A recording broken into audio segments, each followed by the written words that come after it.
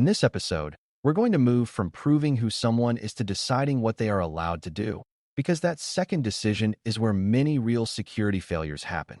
Beginners often assume that once a user logs in successfully, the system will naturally keep them safe. Yet authorization is the set of rules that determines whether an authenticated identity can read data, change settings, approve transactions, or administer systems. Good authorization is not only about blocking strangers. It is about preventing ordinary accounts from having more power than they need and preventing any single person or process from quietly gaining end-to-end control. We will focus on three foundational principles that show up everywhere in secure architecture: least privilege, separation of duties, and the careful distinction between interactive and non-interactive access. These principles sound straightforward, but applying them well requires understanding how real systems work, how humans make mistakes, and how attackers look for the fastest path to high-impact capabilities. By the end, you should be able to explain these principles in plain language, describe why they matter, and recognize the common ways they are accidentally violated. Before we continue, a quick note. This audio course is a companion to our course companion books. The first book is about the exam and provides detailed information on how to pass it best. The second book is a Kindle-only ebook that contains 1,000 flashcards that can be used on your mobile device or Kindle. Check them both out at cyber.author.me in the Bare Metal Study Guide series. When you hear the phrase least privilege, the core meaning is that every identity should have only the permissions required to perform its intended tasks and nothing extra. That sounds simple until you consider how many different kinds of permissions exist in modern environments, including access to applications, data stores, administrative consoles, network segments, and service interfaces. Least privilege matters because most damage, whether accidental or malicious, happens when an identity has more authority than it needs. If a user account can access sensitive records it never uses, that access becomes an easy win for an attacker who steals the account. If an application service can write to data it should only read, a bug can corrupt information just as effectively as an attacker. Least privilege also reduces the scope of mistakes, which is important for beginners to understand because security is often about limiting blast radius. A well-designed system expects that accounts will be compromised eventually and tries to ensure that a single compromise cannot instantly become total control. Applying least privilege is therefore not a moral rule. It is a practical design strategy for limiting how far any one identity can reach. Least privilege becomes much clearer when you think about how permissions are actually granted in real systems, because permissions are rarely assigned one by one. Most organizations use groups, roles, and policies that bundle permissions, and those bundles can become oversized over time.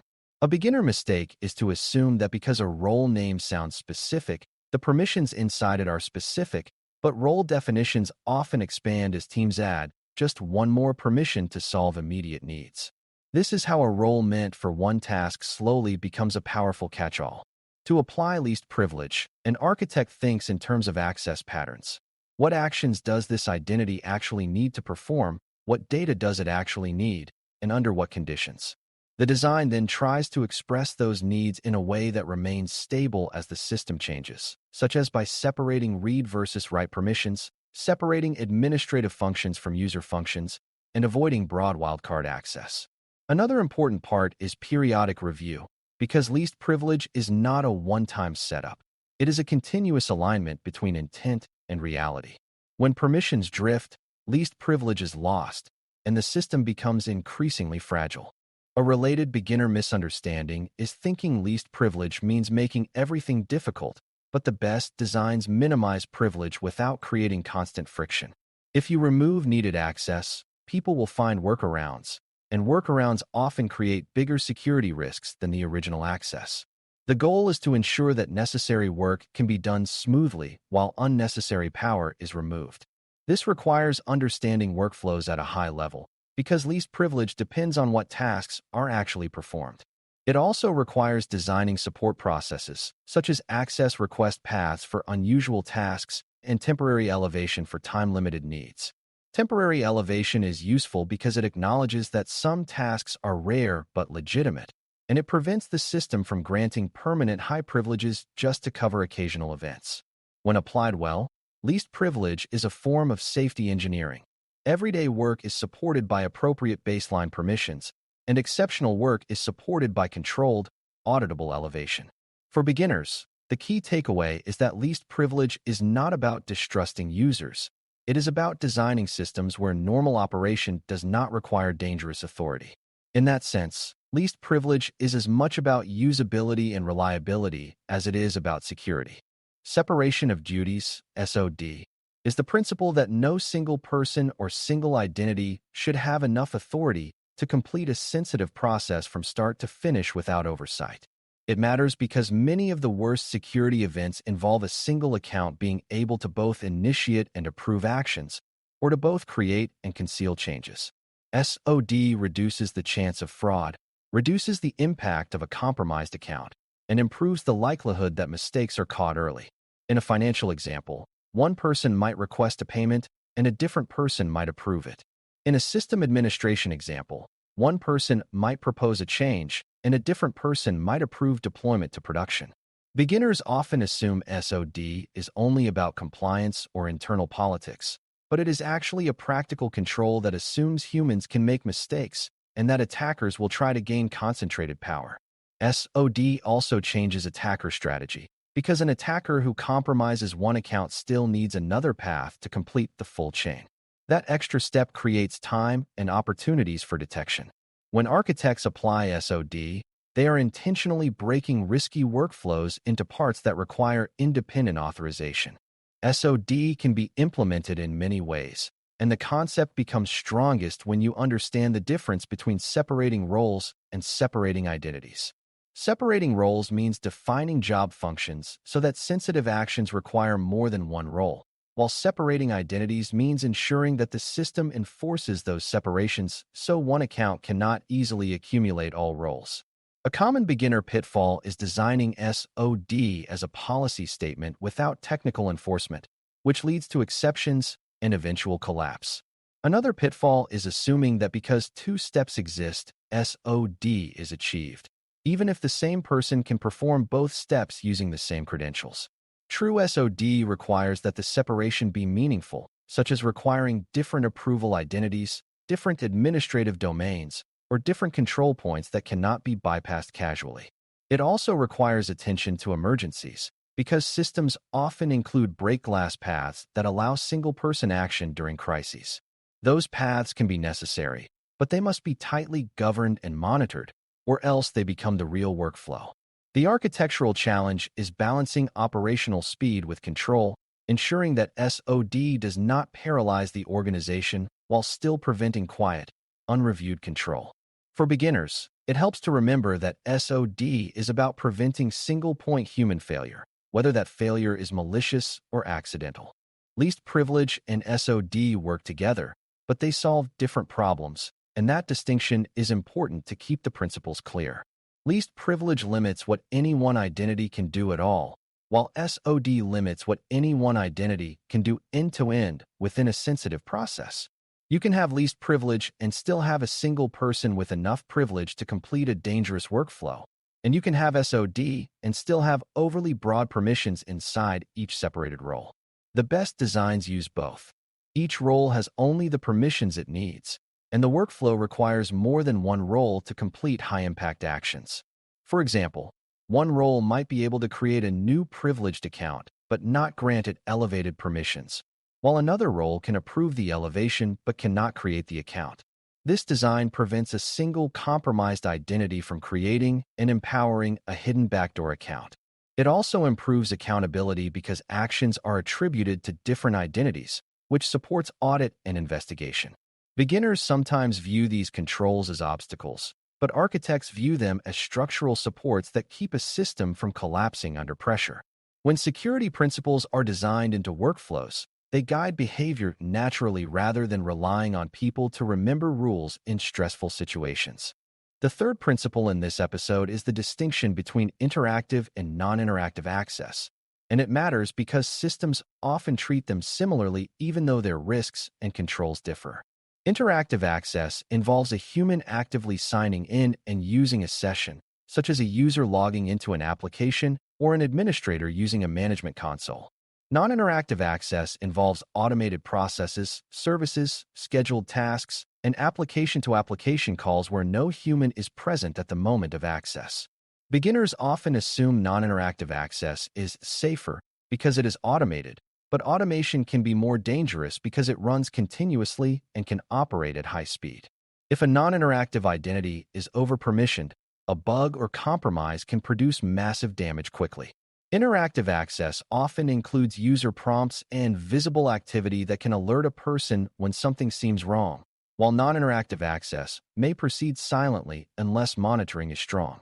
This is why architects classify identities and access paths based on whether they are interactive or non-interactive.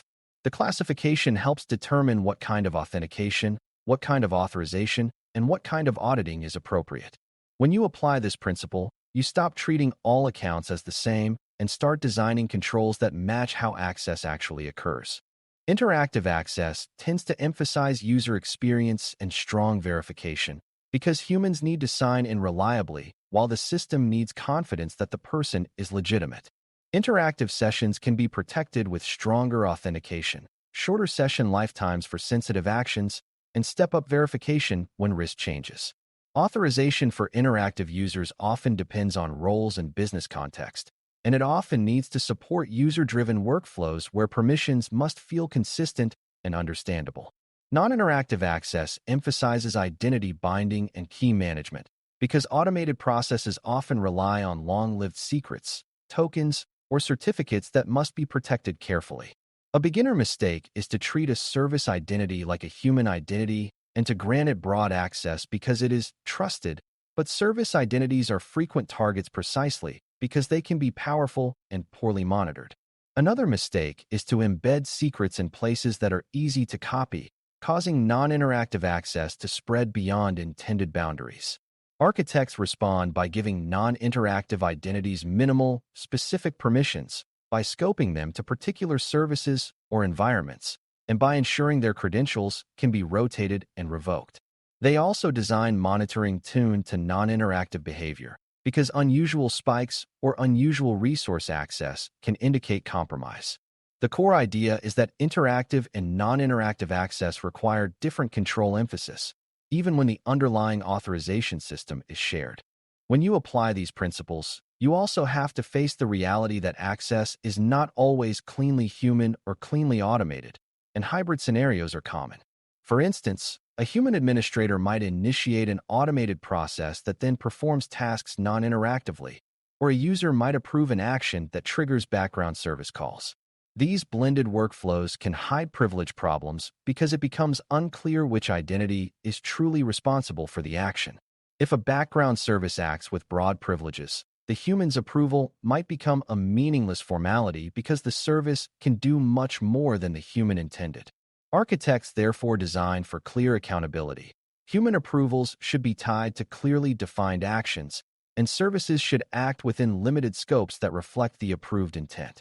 This helps prevent the pattern where a service becomes a universal superuser that can do everything on behalf of anyone.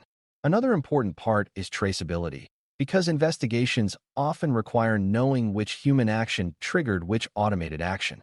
That traceability depends on consistent identifiers and logs that connect interactive events to non-interactive operations. Beginners sometimes assume logs naturally provide this linkage, but many systems do not without deliberate design. Applying the interactive versus non-interactive distinction forces you to design those linkages so accountability is preserved across the boundary. These authorization principles also affect how you think about administrative access versus ordinary user access, which is one of the most important risk differences in any environment. Administrative actions can change the system itself, such as modifying access policies, creating identities, or changing audit settings, so they have far higher impact than ordinary actions like reading a record. Least privilege for administrators often means narrowing administrative rights to specific domains, rather than granting broad global administration. SoD for administrative workflows often means requiring a different identity to approve high-impact changes, preventing one administrator account from acting without oversight. Interactive versus non-interactive distinction matters here because administrative tools may run automated tasks that carry powerful rights, and those tasks must be treated as privileged non-interactive identities. Beginners often assume that administrators should have broad access because they need to fix problems quickly, but broad access creates exactly the kind of concentrated power that attackers seek. Architects instead design tiered administration models where day-to-day tasks use lower privileges, and high-risk tasks require explicit elevation and oversight. This reduces the chance that a routine admin session becomes a full environment compromise. The key insight is that privilege must be managed as a resource, and administrative privilege is the most sensitive resource in the system. Another crucial point is that authorization is only as strong as the accuracy and freshness of the identity information it depends on, which connects directly to joiners, movers, leavers, and governance. Least privilege depends on correct role mapping, and SoD depends on accurate separation of roles. So if a mover event is not processed correctly, the system may grant both old and new privileges. Non-interactive identities can become orphaned when the project that created them ends, but the credentials remain active. These lifecycle failures are not rare. They are common, and they create quiet vulnerabilities that persist for months. Architects therefore apply these principles not only at initial design, but also through maintenance processes, periodic reviews of group memberships, detection of dormant accounts, and time-bounded access for temporary needs. They also design controls that make drift visible, such as alerts when high-privilege assignments occur or when SoD conflicts appear. Beginners often think authorization is a static set of rules, but in practice, it is a living system that must be kept aligned with reality. Authorization principles provide the guiding logic for that alignment, helping teams decide what to remove, what to constrain, and what to require approvals for. When you apply principles consistently, you reduce the accumulation of exceptions that eventually becomes unmanageable. It is also worth addressing how attackers think about these principles, because that makes the value of the controls more intuitive. Attackers often start with a low-privilege foothold, then look for ways to expand permissions by exploiting overprivileged roles, misconfigured group memberships, or automated service credentials. Least privilege makes that expansion harder by reducing the accidental permissions that create shortcuts. SoD makes it harder to complete high-impact actions with a single compromised identity, forcing attackers to compromise multiple paths or to trigger detectable approval steps. The interactive versus non-interactive distinction matters because attackers love non-interactive credentials that can be used quietly without triggering human suspicion, especially if those credentials are long-lived. When you design with these attacker behaviors in mind, your authorization model becomes a map of choke points, narrow permissions, split responsibilities, and differentiated control for automation. This does not make attacks impossible, but it changes them from quick and silent to slower and noisier, which increases the chance of detection and response. For beginners, this perspective is helpful because it shows that authorization principles are not arbitrary rules. They are a way of shaping the system so the easiest attack paths are removed and the remaining paths are easier to notice. As these ideas come together, the final skill is being able to apply the principles consistently across different kinds of systems without turning them into slogans. Least privilege requires you to understand tasks and data sensitivity so you can grant minimal, meaningful permissions rather than broad blanket access. SoD requires you to identify workflows where end-to-end control is dangerous and to split those workflows into independently controlled steps that can be reviewed. Interactive versus non-interactive access requires you to classify identities and access paths so you can apply stronger controls to automation where needed and preserve usability for humans where appropriate. None of these principles work well if they are applied only in one corner of the environment, because attackers and mistakes will shift to the weakest area. Architects therefore apply them as a coherent model. Roles and permissions are designed with least privilege, sensitive workflows are designed with SoD, and identities are designed with different controls based on whether access is interactive or non-interactive. Governance and monitoring then keep the model healthy as people and systems change. For beginners, the most important takeaway is that authorization is the daily reality of security. You can authenticate perfectly and still fail security if authorization is sloppy, inconsistent, or overly generous. Applying authorization principles is about turning identity into controlled capability rather than just a name on an account. Least privilege reduces damage by ensuring identities can do only what they truly need, which limits both attacker movement and everyday mistakes. SoD reduces the risk of concentrated power by ensuring that sensitive workflows require more than one independent identity, increasing oversight and decreasing the chance of silent abuse.